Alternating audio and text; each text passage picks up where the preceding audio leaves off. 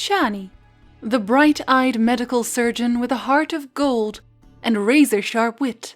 Geralt had a little help in meeting this young woman, through his friend Dandelion. Apparently, Shani and the bard go way back, and her college friends were great fans of his ballads too. The first encounter we're told about, however, is when Dandelion was being shadowed by some Redanian secret agents. In an effort to trick them, he visited Shani, who was still a student of medicine and herbology at the Oxenfurt Academy at the time. Little did Dandelion know, Oxenfurt students hated the Secret Service, and they'd become quite adept at spotting snoops. Shani immediately realized that Dandelion was being followed, and she was more than happy to help him out. Dandelion, you should know, was actually on his way to warn Geralt of these same Redanian spies. The spies that were after information on Ciri's whereabouts. And with the agents following him, Dandelion couldn't exactly knock on Geralt's door and give him the message. So instead, he asked Shani to visit Geralt for him, while he led the spies around the grounds. Shani was actually very excited to meet Geralt, a real witcher, and she couldn't wait to meet the famed White Wolf up close.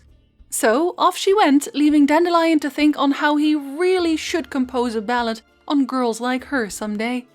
Although, to his surprise, girls like her apparently ended up in bed with witchers too. When Dandelion knocked on Geralt's window later that night, he was met with a gruff voice telling him, "Don't come in." But as he does, the bard came in anyway, of course, only to see Shani and Geralt both undressed and in bed together, leading to a very annoyed Geralt and an extremely uncomfortable situation for everyone involved. Regardless, Dandelion informed Geralt of their imminent need to flee, as the Redanian spies were closing in on him, and Shani would need to leave through the window, quickly. Without blushing, Shani told him that it wouldn't be the first window she climbed out of anyway.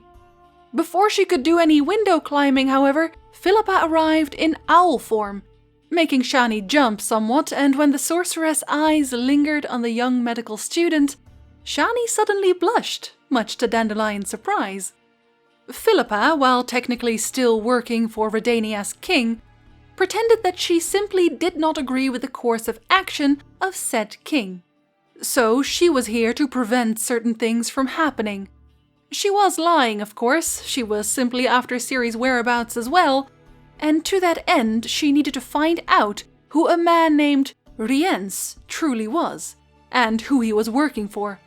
Lucky for her, Geralt also wanted to know who this Rience fellow was, and even more lucky for everyone, Shani had recently run into a man named Rience. She knew exactly where to find him.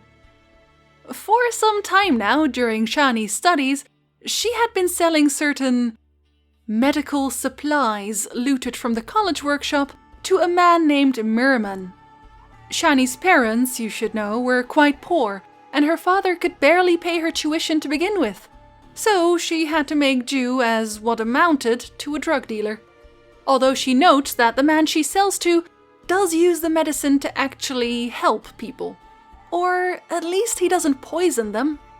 Mr. Merman lived in the port, teeming with thugs and scum, of course. So when they reached the man's house, it was little wonder it was basically a fortress. The neighborhood also came in handy, though, as Shani could quite easily convince Merman to let her and Geralt in, assuring him that Geralt was simply a fellow student protecting her from this terrible part of town. And she really did have to trade her wares in the middle of the night, because far too many people were watching during the day. The moment Merman let the drawbridge to his house down and opened the door, however, he was suddenly punched in the face by a black silver-studded glove that did not belong to Shani, knocking him out cold. After waking up from the Witcher's glove to the temple, Geralt asked Merman what he knew about Rience. Merman, of course, denied even knowing the man, at which point Shani spoke up.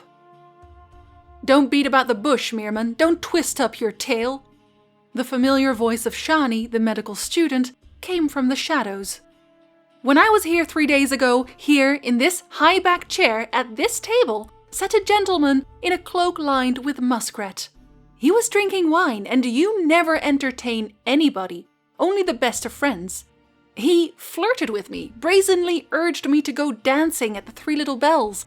I even had to slap his hand because he was starting to fondle me. Remember? And you said, "Leave her alone, Master Rience, don't frighten her. I needs must be on good terms with the little academics and do business." And you both chuckled. You and your Master Rience with the burnt face. So don't start playing dumb now, because you're not dealing with someone dumber than yourself. Talk while you're still being asked politely.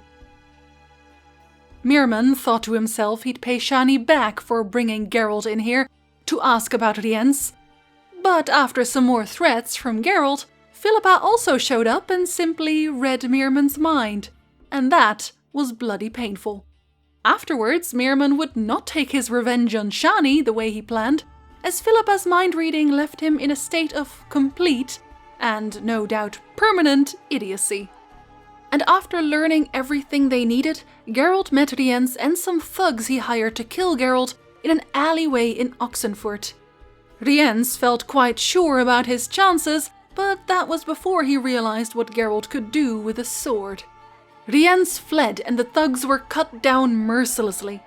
Shani, only seeing the end of that slaughter, screamed at the sight. Even though the thugs had attacked Geralt, Shani, as a medical student, still felt compelled to aid them, as one of them was still alive. But nothing could save them from a Witcher's blade, of course.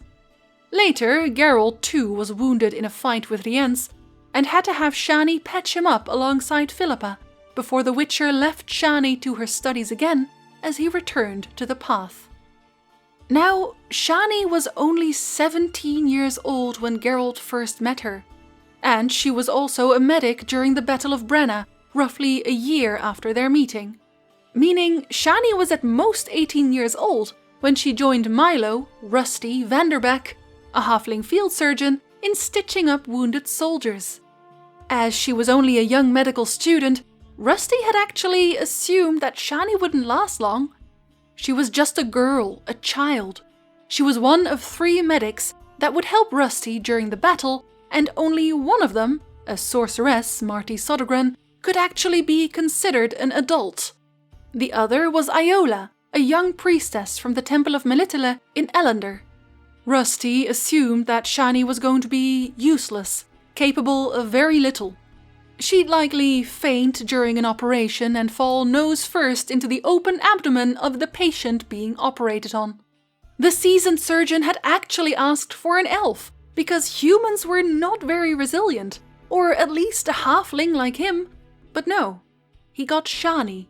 So when questioned on her medical knowledge by Rusty, Shani answered quickly and with some snap to her tone, which surprised Rusty somewhat. They then spent most of the battles sewing up patients or amputating screaming soldiers. Shani had to learn a great many things in practice, like sewing up patients, which Rusty taught her through a rhyme. Sew red to red, yellow to yellow, and white to white, and everything will be all right. She also saw her first patients die that day. Interestingly enough, one of the patients brought in was Cohen, a Witcher that wintered at the Wolf School at one point.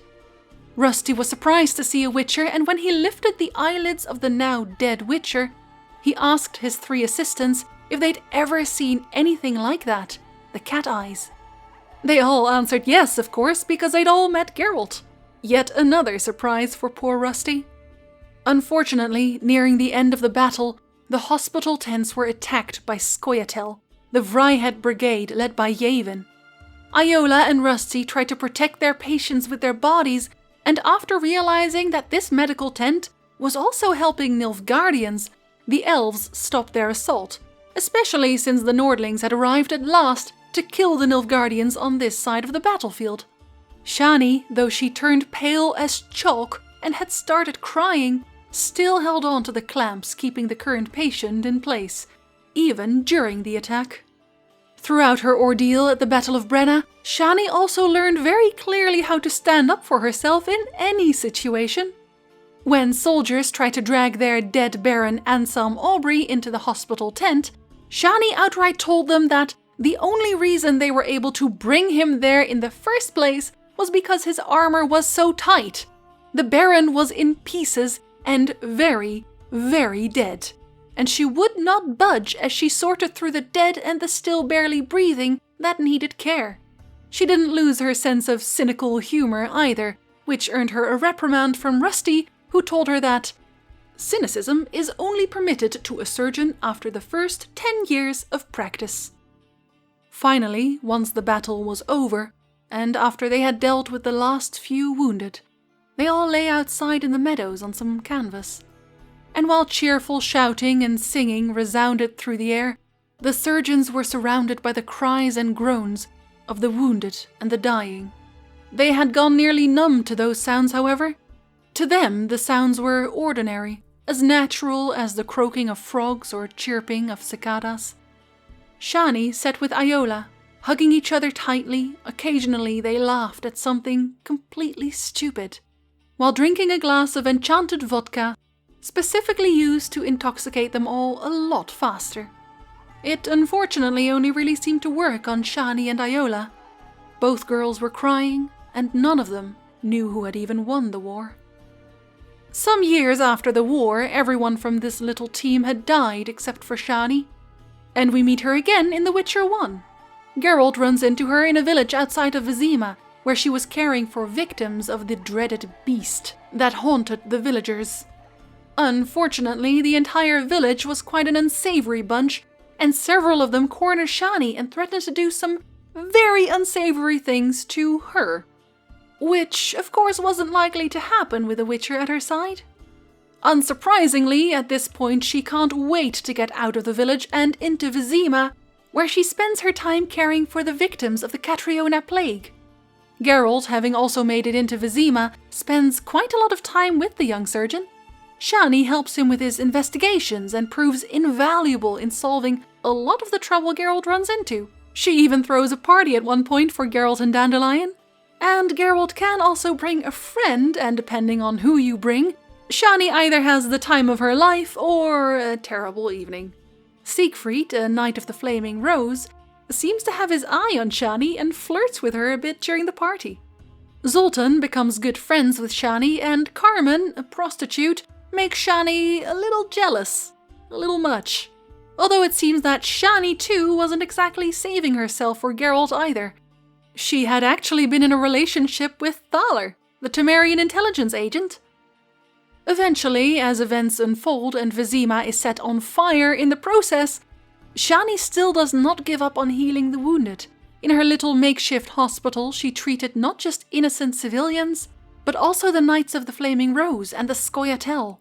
Just like Rusty taught her, she didn't care whose side they were on. If they needed care, she would provide it. After the events in Vizima, Shani left to return to Oxenfurt once again to finish her doctorate and spend her time in practically every field hospital and medic stand north of the Yaruga. Then she opened a practice in the city. However, not long after, war broke out and she was pushed into the Redanian Medical Corps. Though she could spend most of her time at her practice anyway, until the Redanians called on her. Like at the Battle of Dorian, the city where Geralt had once gone to visit Codringer and Fenn, the master detectives. And it is in Oxenfurt that Geralt runs into her once again during her work for the Redanian army. She's looking for a way to cure the poison spread by a toad in the sewers, and Geralt needs to kill said toad in the sewers. Just like in Vizima, Shani once again helps the Witcher throughout his investigation. And again, he wouldn't have made it without her. At some points, you might even say, you could see something of a romance blooming once again. And perhaps it would have, if Geralt hadn't been a Witcher. But Shani wasn't stupid, and she realized that their relationship didn't make sense long term. While she found Geralt incredibly sweet, both of them traveled far too much to make it work. So instead, they'd have to stick to sharing a bottle of wine and a game of Gwent every so often. And so, alone, Shani leaves once again, this time for the Eastern Front near Kedwin, to aid the Redanian army in their war efforts. She could have probably said no, but treating the ill and wounded was her calling, of course, and she would never deny those in need. You'll be glad to hear that Miss Shani didn't die a horrible death in the war, though. She died 72 years after the Battle of Brenna, as a famous and respected retired professor of medicine at the University of Oxenfurt. Future generations of surgeons repeated her famous quote, "Sew red to red, yellow to yellow, and white to white, and everything will be all right." Hardly anyone noticed after delivering this quote. She always secretly wiped away tears. Hardly anyone.